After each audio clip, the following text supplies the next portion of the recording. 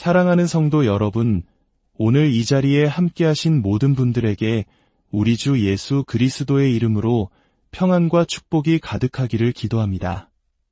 본격적인 말씀을 나누기 앞서 이 은혜의 시간이 더 많은 영혼에게 흘러가기를 소망하는 마음으로 잠시 시간을 내주시길 부탁드립니다. 여러분이 눌러주시는 구독과 좋아요는 단순히 숫자를 넘어 절망 속에 있는 누군가에게 하나님의 살아있는 말씀을 전하는 통로가 됩니다. 이 메시지를 퍼뜨리는 여러분의 손길 위에 하나님의 크신 은총이 함께하시기를 축복합니다. 고요한 어느 시골 마을에 의사로부터 며칠밖에 살지 못한다는 시한부 선고를 받은 한 여인이 있었습니다. 현대의학이 할 수 있는 모든 방법은 소진되었고 약은 더 이상 효력을 잃었습니다. 엑스레이 사진 속에서는 어떤 희망의 징후도 찾아볼 수 없었죠. 그녀의 몸은 부서지고 있었습니다. 뼈는 약해졌고 두 눈은 퀭했으며 밤마다 이어지는 혹독한 고통에 완전히 지쳐 있었습니다. 하지만 그녀의 영혼 깊은 곳에는 거룩하고 맹렬한 무언가가 죽기를 거부하고 있었습니다. 어느 날 밤 병실 안이 무거운 침묵에 잠기고 간호사들조차 더 이상 그녀의 곁으로 서둘러 오지 않게 되었을 때 그녀는 영혼의 마지막 힘 한 조각까지 끌어모아 이렇게 속삭였습니다. 내가 죽지 않고 살아서 여호와께서 하시는 일을 선포하리로다. 그녀는 떨리는 손으로 성경의 시편을 펼쳤습니다. 그리고 읽기 시작했습니다. 목소리는 희미했지만 흔들리지 않았습니다. 그녀는 읽고 울고 기도했습니다. 더 이상 약에만 의지하지 않고 우연이나 운명에 기대지 않고 오직 생명이시며 치유이시며 능력이신 하나님의 살아있는 말씀에 자신의 모든 믿음을 걸었습니다. 그리고 오늘 그녀는 걷고 말하며 간증하고 있습니다.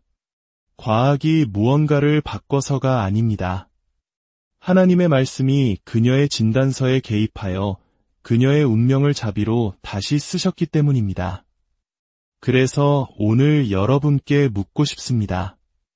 여러분이 그토록 찾아 헤매던 치유가 또 다른 약이나 새로운 처방전 혹은 복잡한 시술에 있는 것이 아니라면 어떻게 하시겠습니까? 만약 그 치유가 병원이나 연구실에 숨겨져 있는 것이 아니라면요? 만약 그 치유가 이미 살아계신 하나님 자신의 입에서 선포된 말씀이라면 어떻게 하시겠습니까? 그 치유책이 바로 살아있고 활력이 있으며 영원한 말씀 그 자체에 있다면요? 여러분의 치유가 단지 하나님이 행하시는 어떤 일이 아니라 하나님 자신의 본질이라면 말입니다. 오늘 우리는 매우 신성하고 불로 연단된 거룩한 주제 속으로 깊이 들어갈 것입니다. 이것은 헛된 희망이나 종교적 환상이 아닙니다. 질병의 권세를 깨뜨리고 생명을 소생시키는 하늘의 권위를 지닌 세 편의 시편에서 발견되는 실제적이고 신적인 영혼을 깨우는 능력에 관한 이야기입니다. 이것은 이론이나 전통이 아닙니다. 바로 여러분의 몸을 창조하셨고 그 몸을 치유할 권리를 가지신 영원한 말씀입니다. 오늘 우리는 실을 을조리듯 말씀을 훑고 지나가지 않을 것입니다. 우리는 질병이라는 전쟁터로 진군하여 성령의 검으로 전쟁을 선포할 것입니다. 여기 치유를 속삭이는 시편이 아니라 치유를 외치는 시편이 있습니다. 죽어가는 자를 위로하는 시편이 아니라 살아있는 자를 부활시키는 시편이 있습니다. 그러니 여러분의 마음과 귀, 그리고 영혼 전체를 활짝 여십시오. 오늘 우리는 단지 치유에 관해 이야기하는 것이 아니라 치유 속으로 걸어 들어갈 것이기 때문입니다. 질병의 견고한 벽을 뚫고 연약함의 뿌리까지 파고드는 첫 번째 시편은 바로 시편 103편입니다. 지금 이 순간 하나님의 숨결이 여러분의 폐 속으로 부어지는 것처럼 이 말씀을 들으십시오. 내 영혼아 여호와를 송축하라. 그의 모든 은택을 잊지 말지어다. 그가 내 모든 죄악을 사하시며 내 모든 병을 고치시며 자세히 들어보십시오. 성경은 몇몇 병을 고치신다고 말하지 않습니다. 쉬운 병만 고치신다고도 하지 않습니다. 현대의학이 이름 붙일 수 있는 병만 고치신다고도 말씀하지 않으셨습니다. 성경은 분명히 선포합니다. 내 모든 병을, 모든 고통, 모든 질환, 모든 질병, 당신의 세포와 마음과 피 속에 살아 숨쉬는 보이지 않는 모든 고통까지 그 모든 것을 말입니다. 왜일까요? 치유는 하나님께 부수적인 사역이 아니기 때문입니다. 그것은 당신의 백성을 향한 언약의 약속, 그 핵심에 속한 것입니다. 당신의 죄를 용서하시는 그 예수님이 바로 당신을 치유하시는 예수님이십니다. 십자가를 여러 칸으로 나누지 마십시오. 그 십자가 위에서 주님은 당신의 죄와 함께 당신의 질병을 짊어지셨습니다. 그분은 단지 당신의 영혼을 지옥에서 구원하시기 위해 돌아가신 것이 아닙니다. 당신의 육체를 고통에서 해방시키기 위해 돌아가셨습니다. 다윗 왕이 이 글을 기록했을 때 그는 이론을 말하고 있지 않았습니다. 그는 고난과 전염병, 그리고 사망의 음침한 골짜기를 직접 걸었던 사람입니다. 그러나 그는 아주 급진적인 선포를 했습니다. 그의 모든 은택을 잊지 말지어다. 왜 그가 그렇게 말했을까요? 당신 영혼의 원수인 사탄은 당신이 그 은택을 잊어버리기를 원하기 때문입니다. 사탄은 당신이 의사의 진단과 고통의 기억에만 사로잡혀 있기를 바랍니다. 그러나 하나님의 약속은 잊어버리게 만듭니다. 당신의 하나님이 치유의 하나님이심을 잊게 만듭니다. 시편 103편을 한두 번 가볍게 읊조리는 것이 아니라 세상이 불가능하다고 말하는 것에 대한 거룩한 반역으로서 선포로서 외칠 때 강력한 역사가 일어납니다. 당신이 단지 입술이 아닌 영혼으로 당신의 존재 전체로 여호와를 송축하기 시작할 때 당신은 하늘의 에너지를 이 땅의 질병 속으로 풀어놓는 것입니다. 당신은 이렇게 선포하는 것과 같습니다. 하나님, 저는 의사의 진단서보다 하나님을 더 신뢰합니다. 저는 제 몸의 증상보다 하나님을 더 신뢰합니다. 저는 하나님이 거짓말하는 분이 아니심을 믿습니다. 만약 주께서 모든 병을 고치신다고 말씀하셨다면 저는 그 말씀을 믿습니다. 하지만 믿는 것에서 멈추지 마십시오. 받으십시오. 마치 수술을 받기 위해 몸을 여는 것처럼 당신의 마음을 여십시오. 말씀이 두려움을 잘라내게 하십시오. 말씀이 의심을 불태우게 하십시오. 말씀이 쓴 뿌리와 상처가 자리 잡은 영혼의 깊은 틈새까지 흘러넘치게 하십시오. 치유는 단지 육체에 관한 것이 아닙니다. 그것은 하나님의 마음과 당신의 마음이 온전히 정렬되는 것입니다. 어떤 사람들은 하나님이 치유하지 않으셔서가 아니라 하나님이 여전히 치유하실 수 있다는 믿음을 멈췄기 때문에 질병을 안고 살아갑니다. 진실은 이것입니다. 치유는 이미 시작되었습니다. 믿음으로 말씀이 선포될 때 그 말씀은 당신이 믿음으로 반응하기를 기다리고 있습니다. 이제 여러분을 또 다른 생수의 우물가로 안내하겠습니다. 바로 시편 91편입니다. 이것은 잠자리에 들기 전 부드럽게 읊조리는 기도가 아닙니다. 이것은 전투의 함성이며 견고한 요새이고 어두운 시간 속의 방패입니다. 지존자의 은밀한 곳에 거주하며 전능자의 그늘 아래에 사는 자여. 그는 너를 새 사냥꾼의 올무에서와 심한 전염병에서 건지실 것이미로다.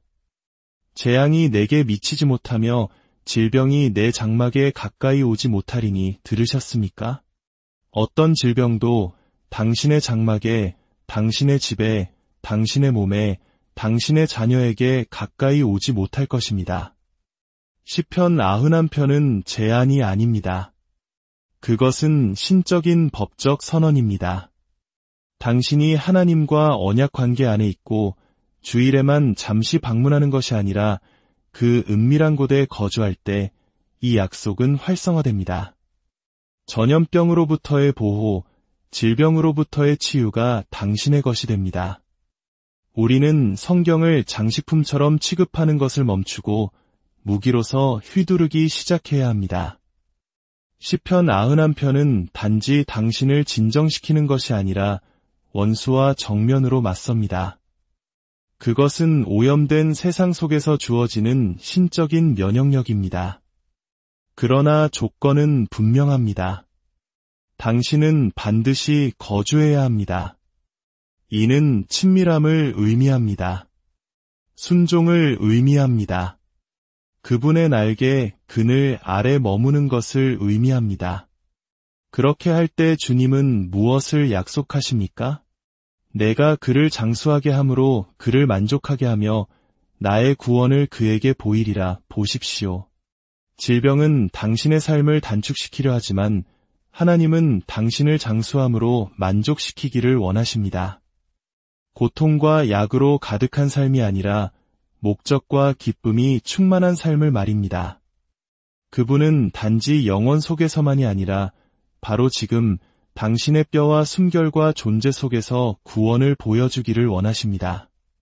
시편 91편을 당신의 집, 당신의 침대, 당신의 병실 위에서 소리내어 선포할 때 그곳에는 치유의 분위기가 형성됩니다. 저는 인공호흡기에 의지하던 자녀를 둔 가족들이 눈물로 이 시편을 암송하고 바로 다음 날 숨 쉴 수 없었던 아이가 숨을 쉬는 것을 목격한 간증을 보았습니다. 이 시편이 벽에 걸린 액자 이상이 되어 영혼의 찬송가가 되었을 때 암이 사라지고 바이러스가 달아나며 종양이 줄어드는 간증들을 들어왔습니다. 하나님은 고통받는 자에게서 멀리 계시지 않습니다. 그분은 우리의 피난처이십니다. 그러나 당신은 그 피난처로 달려가야만 합니다. 거룩한 저항으로 그것을 선포해야 합니다. 이제 우리는 시편 107편으로 넘어갑니다. 시편 103편이 약속이고 시편 91편이 방패라면 시편 107편은 구조입니다. 20절은 이렇게 말씀합니다. 그가 그의 말씀을 보내어 그들을 고치시고 위험한 지경에서 건지시는도다. 이것이 무엇을 의미하는지 아십니까? 하나님은 의사를 먼저 보내지 않으셨습니다. 정책을 보내지도 않으셨습니다. 그분은 그의 말씀을 보내셨습니다. 이는 말씀이 단순한 정보가 아니라 무너진 곳에 치유를 운반하는 신성한 사자, 거룩한 전달자임을 의미합니다. 이 구절은 그들이 스스로를 치유했다고 말하지 않습니다. 시간이 그들을 치유했다고도 자연이 그들을 치유했다고도 말하지 않습니다. 오직 그가 그의 말씀을 보내어 그들을 고치셨다고 선포합니다. 의학이 닿을 수 없는 곳이 있습니다. 육체의 상처보다 더 깊은 상처가 있습니다. 오직 신적인 개입만이 되돌릴 수 있는 파멸이 있습니다. 그러나 하나님이 말씀하실 때 치유가 뒤따릅니다. 그가 그의 말씀을 보내실 때 그 말씀은 결코 헛되이 돌아오지 않습니다. 하나님의 말씀은 영원한 능력을 보증하는 유일한 처방전입니다. 지금 이 순간에도 치료법이 없다는 진단을 받은 분들이 있을 것입니다. 세상은 그냥 안고 살아가라고 말하지만 하늘은 내가 그것을 고쳐주겠다고 말씀하십니다. 불치병에 걸린 자녀를 위해 눈물 흘리는 어머니들이 있습니다. 자신의 힘이 쇠약해지는 이유를 궁금해하는 아버지들이 있습니다. 남몰래 고통받으며 왜 사랑하는 하나님이 응답하지 않으시는지 의문을 품는 성도들이 있습니다. 그러나 시편 107편은 선포합니다. 그가 그의 말씀을 보내셨다. 그러니 그 말씀을 당신의 상황 속으로 보내십시오. 질병의 심장을 향해 미사일처럼 그 말씀을 쏘아 보내십시오. 당신의 방에서, 차 안에서 당신의 몸이 더 이상은 못 가겠어라고 비명을 지를 때 소리내어 그 말씀을 선포하십시오. 당신이 말씀을 선포할 때 당신은 시를 인용하는 것이 아닙니다. 당신은 당신을 창조하신 분의 음성을 풀어놓는 것입니다. 당신의 DNA를 만드신 그 말씀은 여전히 그것을 다스립니다. 당신의 몸을 형성하신 그 말씀은 여전히 그 위에 권위를 가지고 계십니다. 그리고 많은 사람들이 놓치는 것이 있습니다. 치유는 종종 회개와 함께 시작됩니다. 바로 앞 구절들은 미련한 자들은 그들의 죄악의 길을 따르고 그들의 악을 범하기 때문에 고난을 받아 라고 말합니다. 때때로 질병이 떠나지 않는 것은 하나님이 부재해서가 아니라 해결되지 않은 죄가 남아있기 때문입니다. 모든 질병이 징벌이라고 말하는 것이 결코 아닙니다. 하지만 하나님의 말씀은 전인적입니다. 증상만 치료하는 것이 아니라 원인을 뿌리 뽑습니다. 만약 진영 안에 숨겨진 죄가 있다면 치유는 그것이 정결해질 때까지 기다릴 수 있습니다. 그러나 회개가 임할 때, 영혼이 하나님께로 돌아설 때, 교만이 산산이 부서지고 마음이 정결해질 때, 그때 치유는 강물처럼 흘러넘칩니다. 치유를 원하십니까? 그렇다면 하나님의 말씀을 당신의 약으로 삼으십시오. 시편 103편이 거룩한 기름처럼 당신을 씻어내리게 하십시오. 시편 91편이 갑옷처럼 당신을 감싸게 하십시오. 시편 107편이 신성한 군대처럼 당신 앞서 행하게 하십시오. 그리고 당신의 믿음이 두려움이나 미신 속에서가 아니라 흔들리지 않고 변하지 않으며 타의 추종을 불허하는 살아계신 하나님의 말씀의 능력 안에서 솟아오르게 하십시오. 당신은 지금 병상에서 이 말씀을 듣고 있을지도 모릅니다. 아무도 당신의 고통을 이해하지 못한다고 생각하며 홀로 울고 있을 수도 있습니다. 모든 것을 포기했을지도 모릅니다. 그러나 오늘 저는 당신에게 말하기 위해 왔습니다. 당신은 잊혀진 존재가 아닙니다. 너무 멀리 떠나온 것이 아닙니다. 당신의 몸은 회복 불가능한 상태가 아닙니다. 당신의 폐에 숨이 붙어 있다면 당신의 삶에는 목적이 있는 것입니다. 그리고 당신의 마음에 믿음이 있다면 치유는 이미 오고 있는 중입니다. 이 시편들을 말하십시오. 선포하십시오. 속삭이지 말고 외치십시오. 단지 읽지 말고 믿으십시오. 그것들은 고대의 시가 아닙니다. 그것들은 신적인 사랑의 불 속에서 단련된 살아 숨쉬는 약속들입니다. 당신이 믿음으로 그것들을 선포할 때 하늘이 듣고 천사들이 움직이며 마귀들이 도망가고 질병이 전율하며 치유가 시작됩니다. 이는 힘으로 되지 아니하며 능력으로 되지 아니하고 오직 나의 영으로 되느니라. 시편 103편, 시편 91편, 그리고 시편 107편. 세 개의 열쇠, 세 개의 무기, 세 개의 치유의 강, 그리고 결코 실패하지 않으시는 한 분 하나님이 계십니다. 이제 믿고 선포하고 치유 받으십시오. 사랑하는 여러분, 이 거룩한 순간을 이어가면서 원수가 그토록 당신이 잊어버리기를 바랐던 한 가지를 상기시켜 드리고 싶습니다. 당신은 고통 속에 혼자가 아닙니다. 당신은 잊혀지지 않았습니다. 하나님은 멀리 계시지 않습니다. 하늘은 침묵하지 않습니다. 당신의 눈에서 떨어지는 모든 눈물방울은 하나님의 책에 기록되어 있습니다. 당신의 지친 영혼에서 나오는 모든 신음은 은혜의 보좌에서 들으십니다. 우리 주 하나님은 치유자이십니다. 단지 이론 속에서나 비유 속에서만이 아니라 실제 능력으로 치유하시는 분이십니다. 시편은 단순한 시가 아닙니다. 그것은 고난의 용광로에서 벼려지고 불 속을 걸어나와 정결케 된 성도들이 불은 신성한 치유의 무기입니다. 시편 91편은 궁전에서 포도주를 마시던 누군가가 쓴 것이 아닙니다. 그것은 죽음을 정면으로 마주했던 영혼, 밤중에 행진하는 전염병을 보았던 영혼, 전투의 함성과 배신의 침묵을 들었던 영혼이 내신 숨결입니다. 그럼에도 불구하고 그 영혼은 굳건히 섰습니다. 왜일까요?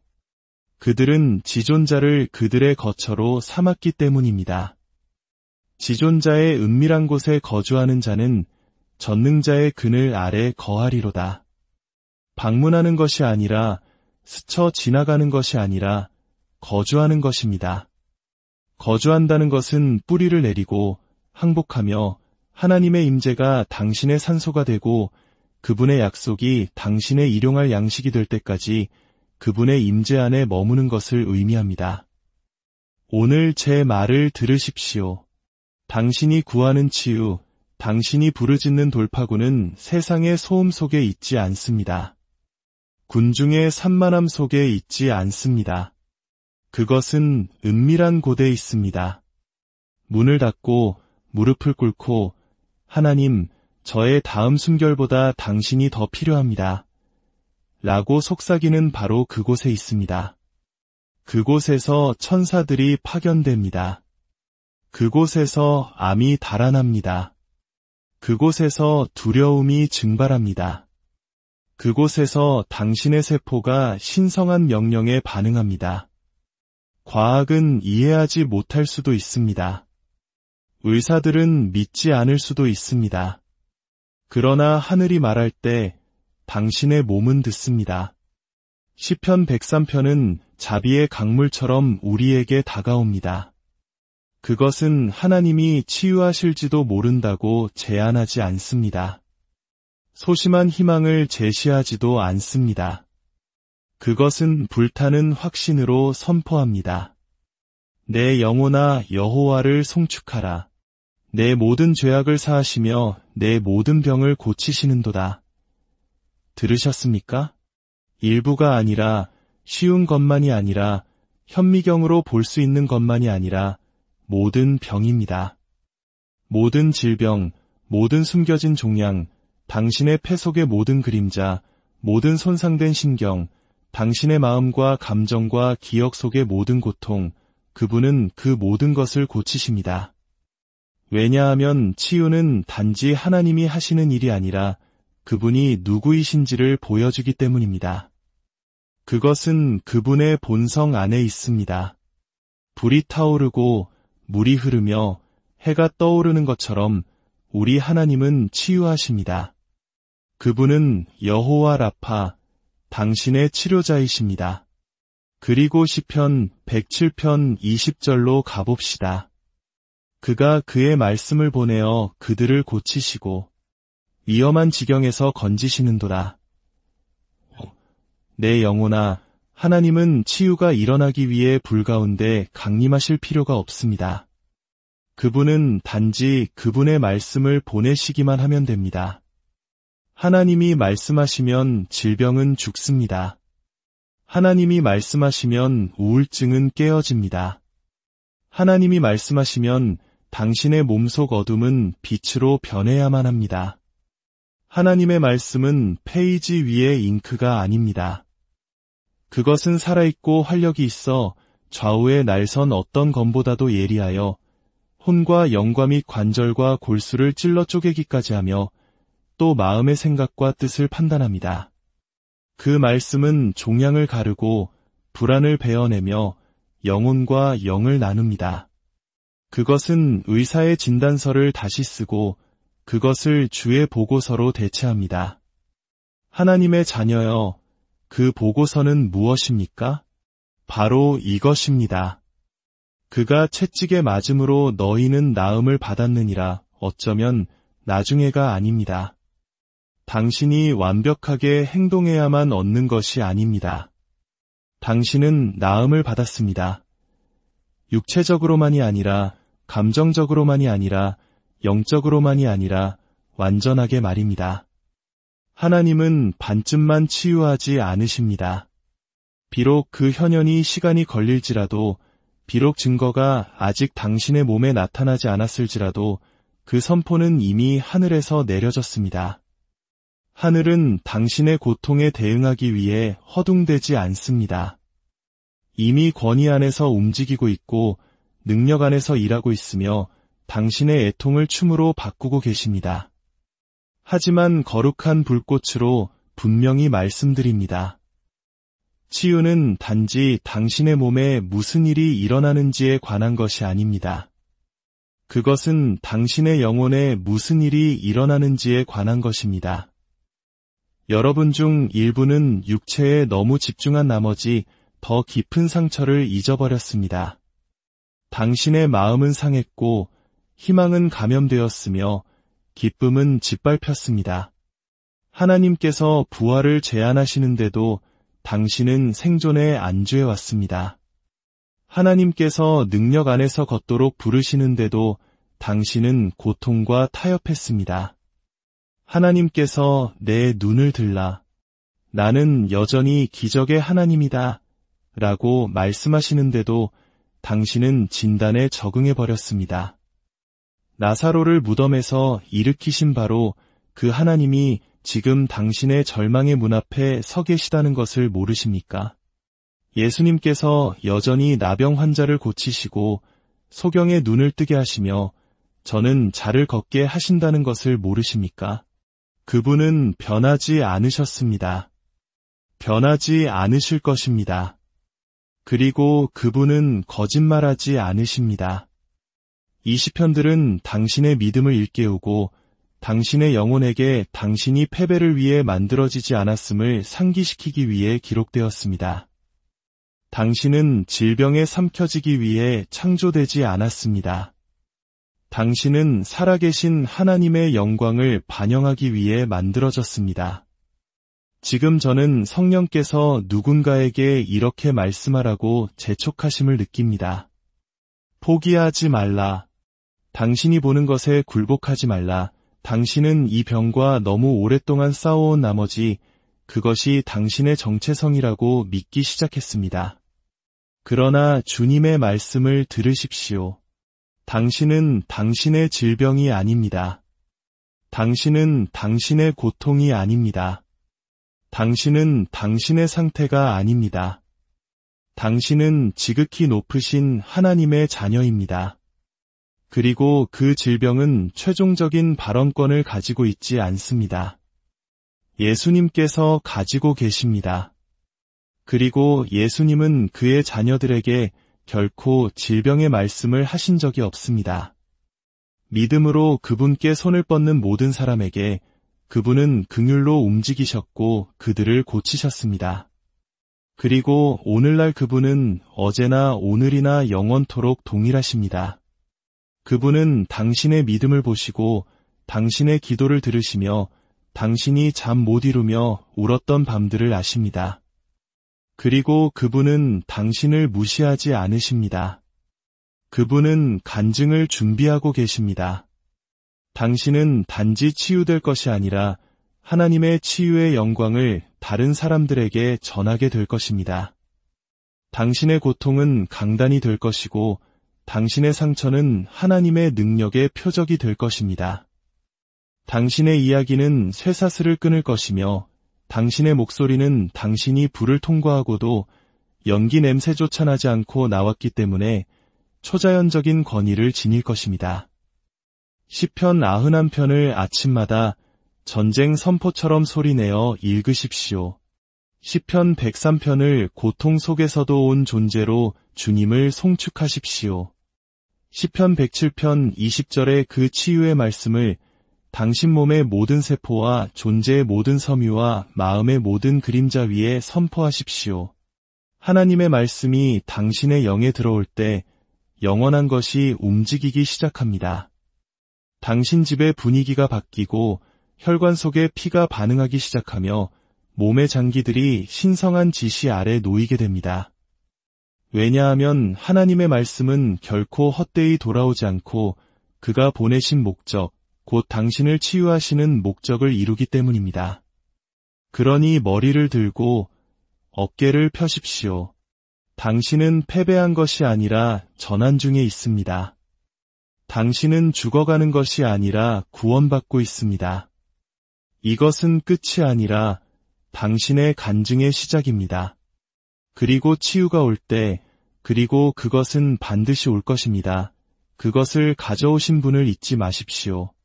당신의 하나님이 여전히 치유하시고 구원하시며 건지신다는 것을 불과 담대함으로 간증하는 것을 잊지 마십시오. 세상은 그것을 차도라고 부를 수 있고 의사들은 설명할 수 없는 일이라고 부를 수 있습니다. 그러나 당신은 그것이 하나님의 손길이었음을 알게 될 것입니다. 우주를 창조하신 그 손길이 내려와 당신의 연약함을 만지시고 온전하다고 부르셨음을 말입니다.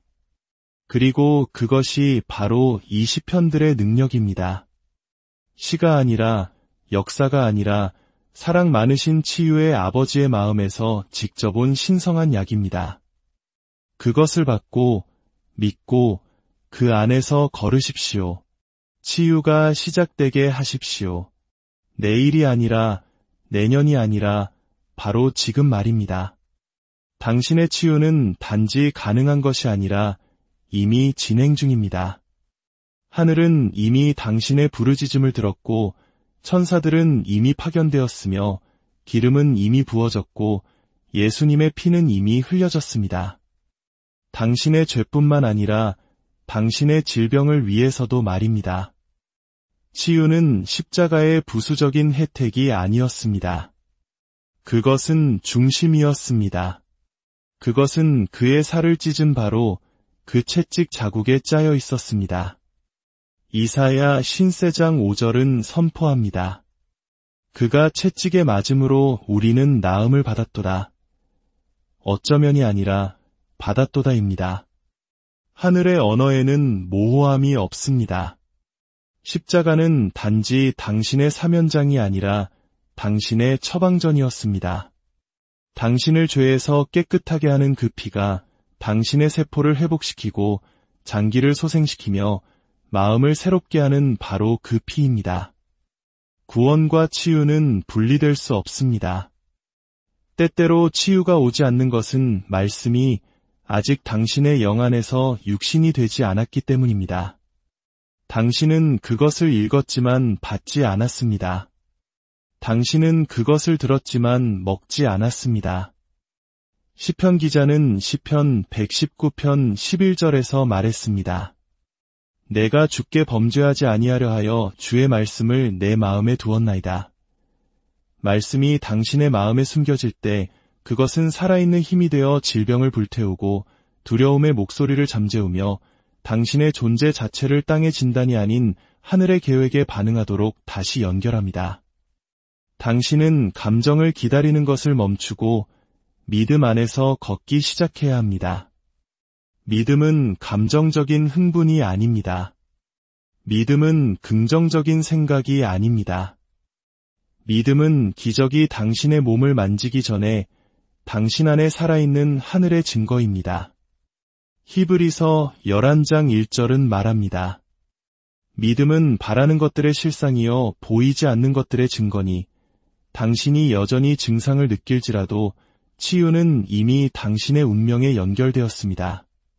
그리고 당신이 고통 속에서도 그분의 말씀을 선포하고 그분의 약속을 신뢰하며 그분의 이름을 찬양하며 앞으로 나아갈 때 당신의 치유는 영적인 영역에서 건설되고 있습니다.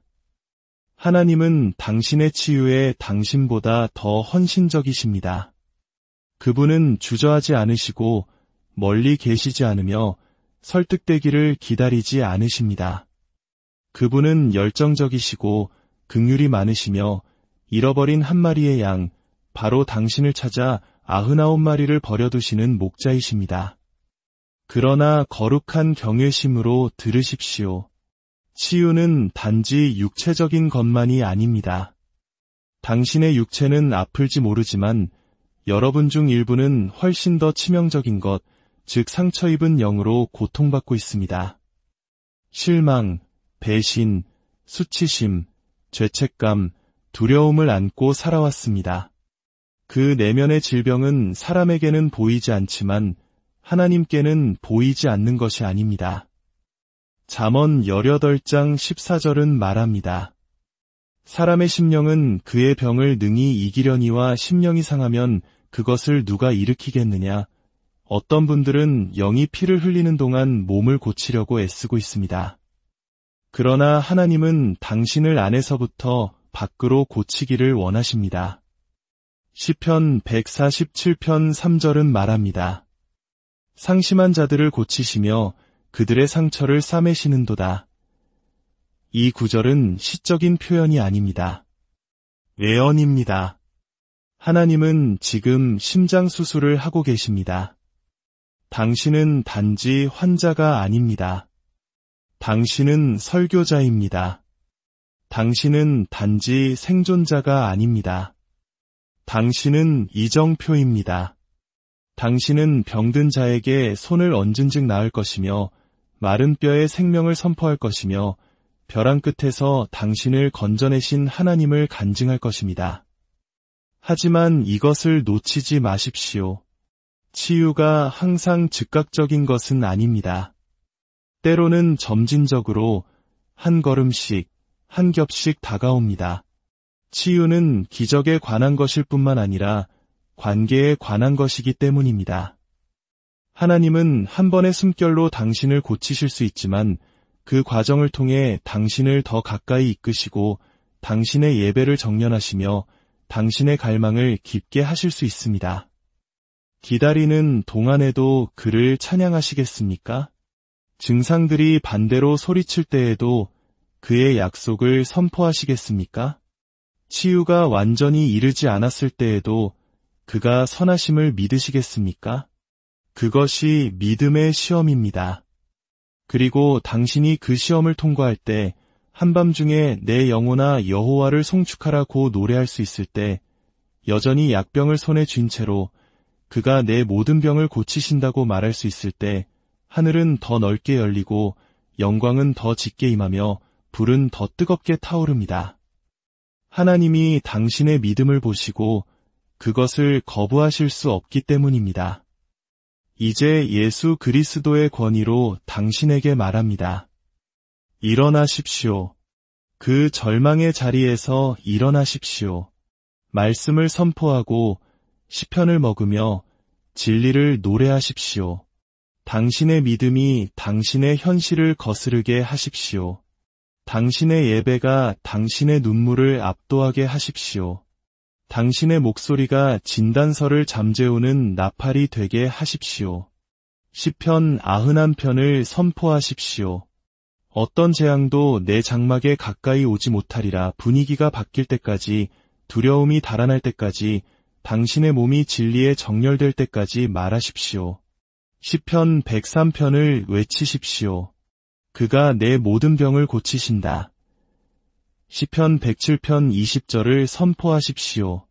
그가 그의 말씀을 보내어 나를 고치셨다. 당신의 거실을 제단으로, 당신의 침실을 성소로, 당신의 병실을 영광의 성막으로 만드십시오. 당신이 선포하고 찬양하며 거룩한 경외심으로 울부짖을 때 하늘의 바람이 불어오기를, 위대한 의사의 임재가 나타나기를, 치유자의 손길이 당신 위에 머물기를 기대하십시오. 그분은 신실하시고 선하시며 여전히 치유하시는 하나님이시기 때문입니다. 치유가 거룩한 자나 완벽한 자에게만 유보된 것이라고 생각하지 마십시오. 그것은 지옥의 구덩이에서 나온 거짓말입니다. 하나님은 당신의 의로움이 당신을 그의 자비에 합당하게 만들기를 기다리지 않으십니다. 그는 당신의 약함 속에서 당신을 만나십니다. 시편 34편 18절은 선포합니다. 여호와는 마음이 상한 자를 가까이 하시고 충심으로 통회하는 자를 구원하시는도다. 당신의 마음이 산산조각 났다면, 당신의 영이 지쳤다면, 당신의 영혼이 떨고 있다면 당신은 실격된 것이 아니라 신성한 관심의 대상입니다. 치유가 당신의 삶에 들어오기 위해서는 항복이 있어야 합니다. 하나님의 임재는 교만의 임재와 공존할 수 없습니다. 쓴뿌리, 반역, 회개하지 않은 죄를 붙들고 있으면서 치유의 물결이 자유롭게 흐르기를 기대할 수 없습니다. 치유는 겸손을 통해 흐릅니다. 시편 51편 17절은 말합니다. 하나님께서 구하시는 제사는 상한 심령이라 하나님이여 상하고 통회하는 마음을 주께서 멸시하지 아니하시리이다. 그리고 진정으로 항복할 때 치유뿐만 아니라 평강이 함께 옵니다. 세상이 병이나 휴가나 오락을 통해 파는 일시적인 평강이 아닙니다. 저는 살롬, 즉 당신 존재의 모든 부분이 신성한 질서 안으로 들어오는 하나님의 온전함에 대해 말하고 있습니다. 당신의 마음이 평안하고 영혼이 쉬며 영이 조화를 이루고 몸이 정렬되는 것입니다. 악마는 단지 당신의 몸을 괴롭히고 싶어 하는 것이 아닙니다. 그는 당신의 마음을 괴롭히고 싶어 합니다. 그는 치유가 다른 사람들을 위한 것이지 당신을 위한 것이 아니라고 당신을 설득하고 싶어 합니다. 그러나 저는 예수 그리스도의 이름으로 그 거짓말을 꾸짖습니다. 너무 늦지 않았습니다. 당신은 너무 멀리 가지 않았습니다. 그리고 당신의 상태는 십자가보다 강하지 않습니다. 하나님의 약속에는 유효기간이 없습니다. 기도하고 울고 금식하고도 여전히 갇혀있다고 느끼는 지친 분들께 말씀드립니다. 지연을 겁으로 착각하지 마십시오. 하나님은 당신을 무시하는 것이 아니라 당신을 준비시키고 계십니다. 시편 30편 5절은 말합니다. 저녁에는 울음이 깃들일지라도 아침에는 기쁨이 오리로다. 그리고 들으십시오. 아침은 항상 옵니다. 당신은 한밤중에 있을지 모르지만 위의 태양이 그 날개의 치유를 가지고 떠오르고 있습니다. 이 신성한 과정에서 당신의 예배는 당신의 무기가 됩니다. 바울과 실라를 기억하십시오. 그들은 맞고 멍들고 감옥에 갇혔지만 한밤중에 찬양하기를 선택했습니다. 그들이 예배할 때 기초가 흔들리고 그들의 사슬이 풀렸습니다. 그것은 우연이 아니라 결과였습니다. 찬양은 감옥을 엽니다. 그리고 지금 저는 당신이 예배로 입을 열 때 고통의 사슬, 두려움의 사슬, 질병의 사슬이 땅에 떨어지고 있다고 믿습니다. 치유는 항상 증상의 부재가 아닙니다. 그것은 성령의 임재입니다. 로마서 8장 11절은 우리에게 말합니다. 예수를 죽은 자 가운데서 살리신 이의 영이 너희 안에 거하시면 그리스도 예수를 죽은 자 가운데서 살리신 이가 너희 안에 거하시는 그의 영으로 말미암아 너희 죽을 몸도 살리시리라. 당신의 죽을 몸도 말입니다. 예수님을 부활시키신 바로 그 영이 당신 안에 살고 계십니다. 그리고 그는 비활성 상태가 아닙니다. 그는 치유의 능력으로 맥동하고 있습니다. 그러나 당신은 성령과 협력해야 합니다.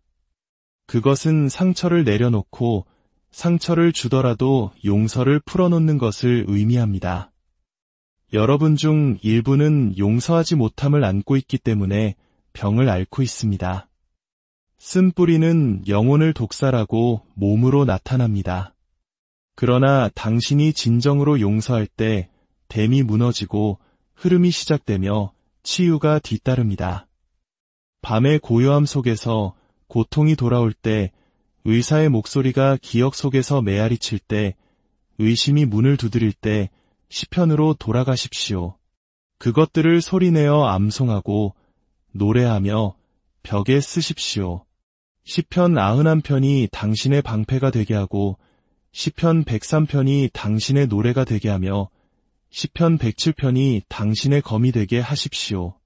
말씀이 오직 말씀만이 할 수 있는 일, 즉 꿰뚫고 나누고 회복시키고 치유하게 하십시오.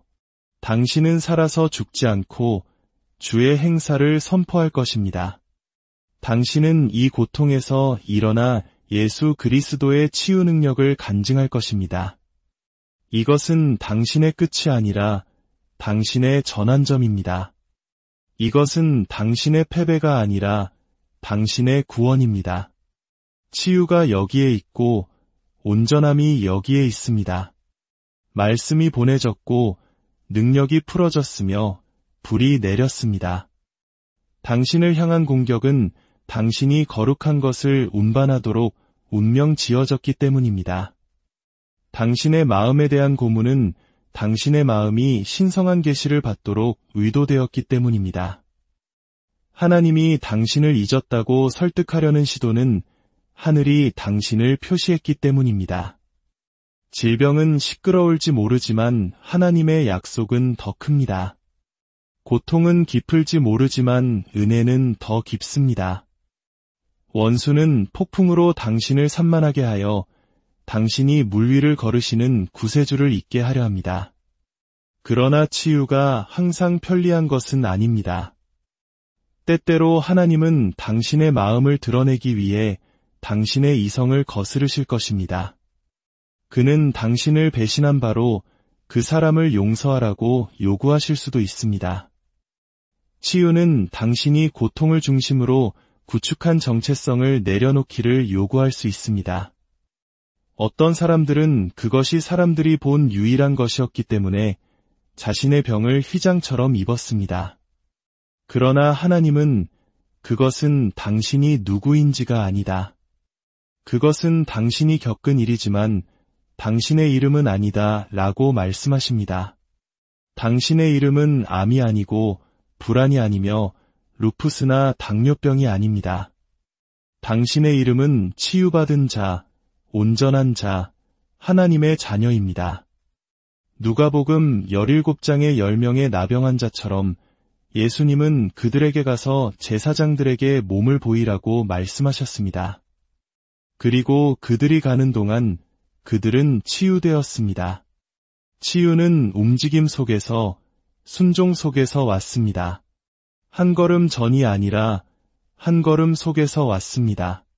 그러니 앞으로 걸어가십시오. 치유를 말하고 치유된 것처럼 행동하십시오. 부정이 아니라 믿음으로서 말입니다. 기적의 부재가 하나님의 부재를 의미하지는 않습니다. 이 믿음의 여정에는 신비가 있습니다. 그러나 당신이 그의 손길을 이해하지 못할 때에도 그의 마음을 신뢰할 수 있습니다. 왜냐하면 치유는 단지 하나님이 하시는 일이 아니라 천국 그 자체이기 때문입니다. 요한계시록 21장 4절은 우리에게 최종적인 그림을 보여줍니다. 모든 눈물을 그 눈에서 닦아주시니 다시는 사망이 없고 애통하는 것이나 곡하는 것이나 아픈 것이 다시 있지 아니하리니 그것이 우리가 향하고 있는 곳입니다. 그러나 당신이 이 영원의 이편에 있는 동안 영적인 체념에 안주하지 마십시오. 예수님의 등 이의 모든 채찍 자국은 장식적인 것이 아니었습니다. 그것은 목적이 있었습니다. 이사야 53장 5절은 선포합니다. 그가 채찍에 맞음으로 우리는 나음을 받았도다. 그것은 과거 시제입니다. 그것은 지불이 이미 이루어졌다는 것을 의미합니다. 당신의 치유는 승인을 기다리는 것이 아니라 이미 그리스도의 상처 안에서 서명되고 봉인되고 전달되었습니다. 그러니 일어나십시오. 사랑하는 이여. 말씀의 권위 안에서 성령의 힘 안에서 그리스도의 완성된 사역 안에서 일어나십시오. 치유를 기다리지 말고 그 안에서 걸으십시오. 치유를 구걸하지 말고 그것을 위해 믿으십시오. 그리고 단지 치유를 받지 말고 그것을 풀어놓으십시오. 당신은 단지 기분이 나아지기 위해 치유된 것이 아닙니다. 당신은 간증하기 위해, 마귀를 쫓아내기 위해, 병든 자에게 손을 얹고 그들이 회복되는 것을 보기 위해 치유되었습니다. 당신이 지닌 치유는 전염성이 있고 왕국적이며 퍼지기를 기다리는 신성한 불입니다. 하나님이 치유하실 때 그는 반쪽짜리 일을 하지 않으십니다. 그는 회복시키시고 새롭게 하시며 모든 것을 새롭게 만드십니다. 치유는 방문객이 아니라 거주자입니다. 성령께서 당신 안에 사실 때 말입니다. 그러니 제단의 부름을 기다리지 마십시오. 다음 예배를 기다리지 마십시오. 바로 지금 이 순간 손을 들고 입을 열고 믿음으로 부르짖으십시오. 시편을 선포하고 피를 주장하며 증거가 도착하기 전에 그에게 감사하십시오. 왜냐하면 믿음이 말할 때 하늘이 듣고 믿음이 움직일 때 산이 떨며 믿음이 일어설 때 치유가 흐르기 때문입니다. 이것은 당신의 순간입니다. 이것은 당신의 지금입니다.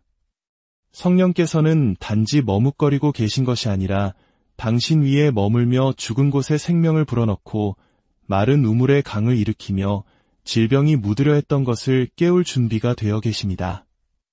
아마 당신은 수년 동안 그 고통을 안고 살아왔을 것입니다.